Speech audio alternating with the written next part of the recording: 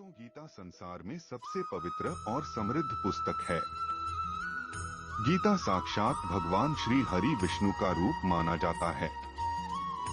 विष्णु भगवान ने इस पुस्तक में संपूर्ण चराचर सृष्टि का वर्णन किया है।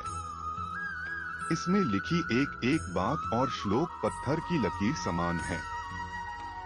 इसलिए गीता को भारत में ही नहीं बल्कि विश्व में भी महान पुस्तक माना जाता है। ज्ञान का भंडार कहे जाने वाली इस पुस्तक को पढ़ने से मन को शांति मिलती है और अन्याय के खिलाफ लड़ने की शिक्षा भी मिलती है। गीता में लिखे शब्द मोती के समान है। गीता के अनुसार जीत और हार आपकी सोच पर निर्भर करती हैं। मान लो तो हार होगी और ठान लो तो जीत होगी। गीता के अनुसार नेत्र केवल हमें दृष्टि प्रदान करते हैं, परंतु हम कब किस में क्या देखते हैं ये हमारी भावनाओं पर निर्भर करता है। अगर तुम शंका में ही डूबे रहते हो तो तुम्हारे रिश्ते की लंका बहुत जल्द जलने वाली है। याद रखना, अगर बुरे लोग सिर्फ समझाने से समझ जाते तो बांसुरी बजाने वाला भी कभी महाभारत होने नहीं देता। गीता के अनुसार जिंदगी में हम कितने सही हैं और कितने गलत हैं, यह केवल दो लोग जानते हैं, एक परमात्मा और दूसरी हमारी अंतरात्मा। जब तक शरीर है तब तक कमजोरियां तो रहेगी ही, इसलिए कमजोरियों की चिंता छोड़ो और जो सही कर्म है उस पर अपना ध्यान लगाओ। मन अशांत है और उसे नियंत्रित करना कठिन है, लेकिन अभ्यास से इसे वश में किया जा सकता है। मन की शांति से बढ़कर इस संसार में कोई भी संपत्ति नहीं है। कोई भी इंसान जन्म से नहीं बल्कि अपने कर्मों से महान बनता है। गीता में लिखा है, जब इंसान की जरूरत बदल जाती है तब इंसान के बात करने का तरीका बदल जाता है। चुप रहने से बड़ा कोई जवाब नहीं और माफ कर देने से बड़ी कोई सजा नहीं। सदैव संदेह करने वाले व्यक्ति के लिए प्रसन्नता ना इस लोक में है ना ही कहीं और। गीता में भगवान श्री कृष्ण अर्जुन को कहते हैं कि किसी चीज को शुरू करने के लिए कभी कोई सही समय नहीं होता। मनुष्य जब कोई चीज शुरू करता है वही उसके लिए सही समय होता है।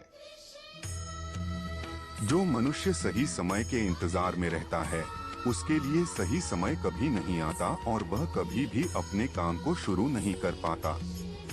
ऐसे मनुष्य जीवन भर सही समय का इंतजार करते ही रह जाते हैं और कभी सफलता प्राप्त नहीं कर पाते।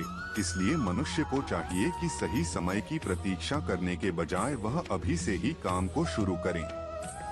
गीता में कहा गया है कि बीते कल और आने वाले कल की चिंता करना व्यर्थ है, क्योंकि ना बीते हुए कल को बदला जा सकता है और ना आने वाले कल को देखा जा सकता है। मानव को वर्तमान का आनंद लेना चाहिए। भूतकाल में बीते घटनाओं को सोचकर एवं आने वाले कल की चिंता करके मनुष्य वर्तमान के सभी पलों को व्यर्थ गुजार देता है। हर व्यक्ति दुनिया को अपने अपने नजरिए से देखता है। जिसकी जैसी नजर यह दुनिया उसके लिए उसी तरह है। दुनिया को बदलने से पहले खुद के नजरिया को बदलना जरूरी होता है। जिस दिन आपका नजरिया अच्छा हो जाएगा यह दुनिया भी आपको बहुत अच्छी लगेगी। नजरिया हमारे व्यक्तित्व का बहुत अहम हिस्सा होता है। यही हमारे जीवन यात्रा की दिशा तय करता है। नजरिया सकारात्मक और नकारात्मक दोनों हो सकता है। नकारात्मक नजरिया होने से व्यक्ति केवल निराशा और दुख पाता है, लेकिन सकारात्मक नजर से व्यक्ति को यह जीवन बहुत ही सरल और सहज लगने लगता है। क्रोध मानव के विनाश का कारण होता है, क्योंकि क्रोध से भ्रम पैदा होता है और भ्रम से बुद्धि विचलित हो जाती है। क्रोध में मानव को कुछ भी आभास नहीं रहता है। क्रोध में मानव अपनों के प्रति भी गलत शब्द का प्रयोग करता है। गलत शब्द व्यक्ति को दिल से चोट पहुंचाता है, जो घाव कभी मिट नहीं पाता। क्रोध में मानव कभी भी सही निर्णय नहीं ले पाता और क्रोध में ली गई निर्णय हमेशा ही दुखदायी होती है। क्रोध में व्यक्ति की आंखें बंद हो जाती है और उसका मुंह खुल जाता है। वह समझ ही नहीं पाता कि क्या सही और गलत है। क्रोध उसे गलत राह पर ले जाती है। इसलिए मनुष्य को क्रोध पर काबू करके मन को शांत रखना चाहिए। युद्ध के परिणाम को सोचकर जब अर्जुन विचलित हो जाते हैं, तब भगवान श्री कृष्ण उन्हें कर्म का ज्ञान देते हुए कहते हैं कि कर्म कर, फल की इच्छा मत रख, क्योंकि कर्म करना मनुष्य के अधीन है, लेकिन फल प्राप्त करना मनुष्य के अधीन नहीं है। मनुष्य अगर सच्चे दिल से और कर्म को धर्म समझकर कर्म कर रहा है, तो उसे एक ना एक दिन कर्म का फल जरूर मिलेगा।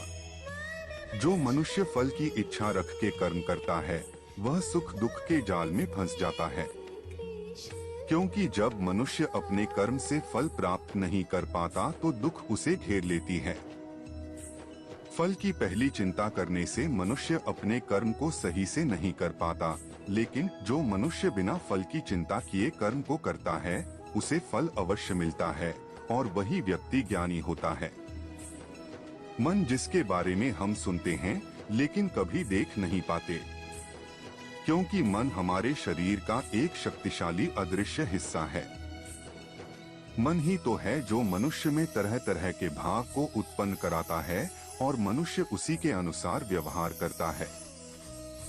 इसलिए मन को शांत रखे। मन मनुष्य को अपने जाल में इस कदर फंसा के रखता है कि मनुष्य लाख कोशिश कर ले, लेकिन वह अपने मन पर काबू नहीं पा पाता। मन काफी शक्तिशाली होता है, वह मनुष्य को अपने अधीन रखता है और हमारा मन हमें नाचना चाहते रहता है। मन मनुष्य को घमंड की मदिरा पिलाकर मदहोश करने की शक्ति रखता है। मन मनुष्य को जीवन के अंत तक अपने जाल से निकलने नहीं देता, जिस कारण मनुष्य सदा जीवन के मोह माया में व्यस्त रहता है।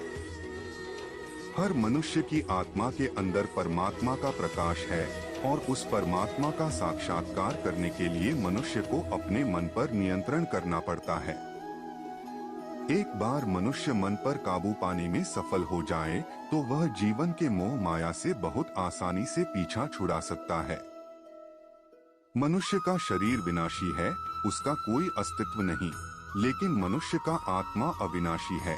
आत्मा कभी नहीं मरती, यह सदा अमर रहती है। आत्मा को ना कोई शस्त्र मार सकता है, ना कोई अस्त्र मार सकता है।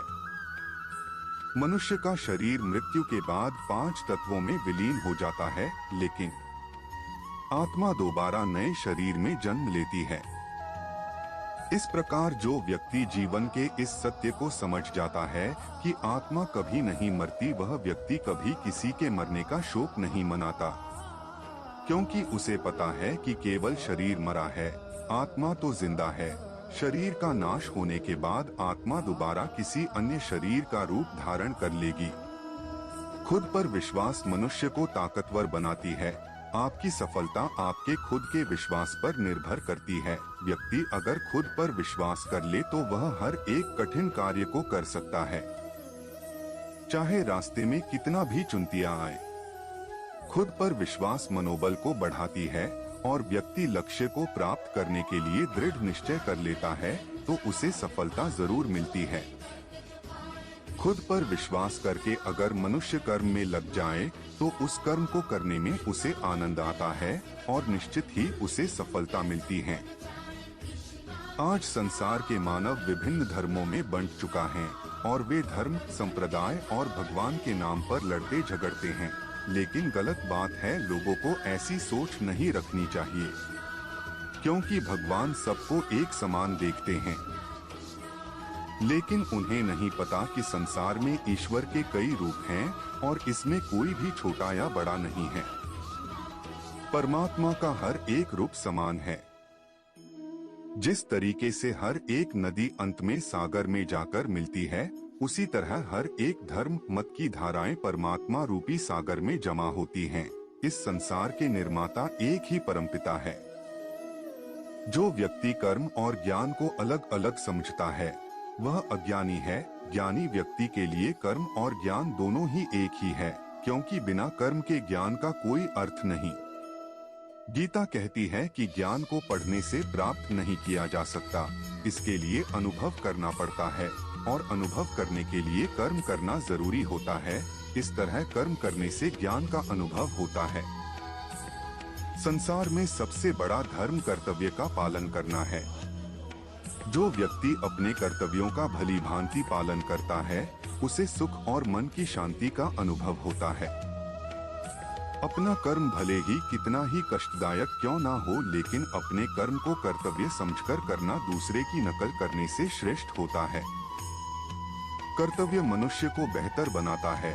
हर एक कर्म में दोष होता है, इसलिए दोष देकर अपने कर्तव्य से पीछे नहीं हटना चाहिए और पूरे मेहनत और लगन से उस कार्य को पूरा करना चाहिए। तभी आप जीवन में एक सफल इंसान बन पाओगे।